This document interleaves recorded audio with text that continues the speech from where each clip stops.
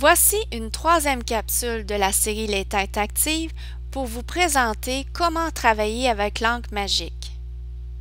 Le sujet de cette capsule est comment créer sa propre loupe magique. Je peux voir ici que l'appareil à droite est maintenant une loupe magique. Si je prends l'objet ma main et que je la glisse vers l'appareil, maintenant je suis capable de voir au travers de cette main. Comment créer cet objet loupe? Il suffit de prendre un objet quelconque. Ensuite, vous allez dans votre boîte à outils principale, vous sélectionnez Navigateur de ressources. Dans le navigateur de ressources, vous sélectionnez Navigateur d'objets. On peut voir que présentement, cet appareil, cet objet, est présentement dans la couche intermédiaire. Pour créer une loupe, il est important de prendre cet objet en cliquant gauche et vous l'apporter en couche supérieure. Ensuite, vous allez dans la boîte à outils principale et vous sélectionnez l'outil Encre magique. Si vous n'avez pas cet outil dans votre boîte à outils, vous devez aller dans le menu principal, ensuite vous cliquez Outils et vous allez sélectionner l'outil Encre magique. On peut voir maintenant que l'outil Encre magique est bien activé. Maintenant, vous allez à l'endroit où vous désirez faire une loupe et vous faites qu'un seul clic. Vous retournez dans la boîte à outils principale et vous sélectionnez l'outil Sélectionner. Maintenant, en cliquant sur cette encre, vous pouvez redimensionner pour couvrir l'espace voulu. Pour faire maintenant une finition, vous pouvez utiliser l'outil Forme, sélectionner l'outil Rectangle, ensuite Aucun remplissage et maintenant venir dessiner un rectangle.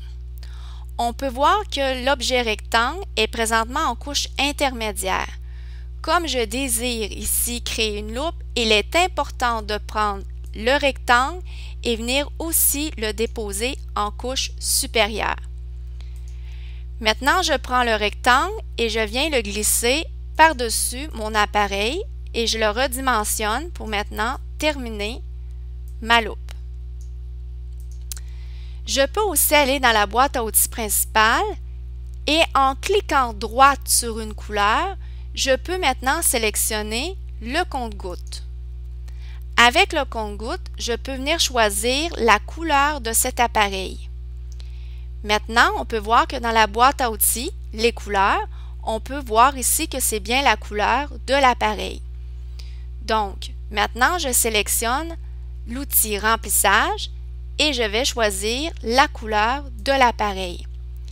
Maintenant, avec l'outil Remplissage, je viens maintenant changer la couleur du rectangle. Avec l'outil Sélectionner, je peux maintenant sélectionner ces trois objets et dans les poignées de sélecteur, je viens sélectionner l'outil Regrouper. Maintenant, je viens de terminer ma loupe magique. Il serait peut-être intéressant d'aller dans notre navigateur de ressources personnelles et de glisser maintenant cette loupe et de pouvoir la réutiliser au moment voulu. Pour terminer, donc si je désire utiliser maintenant la loupe que je viens de créer, il est important maintenant de retourner dans notre navigateur de ressources et de sélectionner Navigateur d'objets. Donc, on peut voir ici, si je clique sur image 2, c'est la main, et sur l'image 1, c'est maintenant la main avec les os. Il est important pour utiliser une loupe de prendre la main et de venir la glisser en couche supérieure. Ensuite, je déplace cette main par-dessus ma main en squelette. Finalement, je peux regrouper les deux images. Et la dernière étape, donc il est très important de mettre la loupe en dernier sur ma page de Paperboard pour que cela fonctionne. Je retourne dans mon navigateur de ressources. Je vais maintenant sélectionner la loupe que je viens construire.